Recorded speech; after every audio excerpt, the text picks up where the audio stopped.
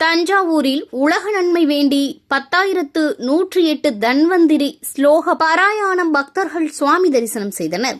தமிழ்நாடு பிராமணர் சங்கம் சார்பில் தஞ்சாவூர் மாநகரம் மேலவீதி, சீனிவாசபுரம் மருத்துவக் கல்லூரி வடக்கு வீதி, கரந்தை, ஈஸ்வரி நகர் ஆகிய அனைத்து கிளைகள் இணைந்து உலக மக்கள் நோய் நொடியின்றி வாழ உலக நன்மைக்காக 10,108 தன்வந்திரி ஸ்லோக பாராயண தஞ்சை மேலவீதி நவநீத கிருஷ்ணன் கோவிலில் நடைபெற்றது.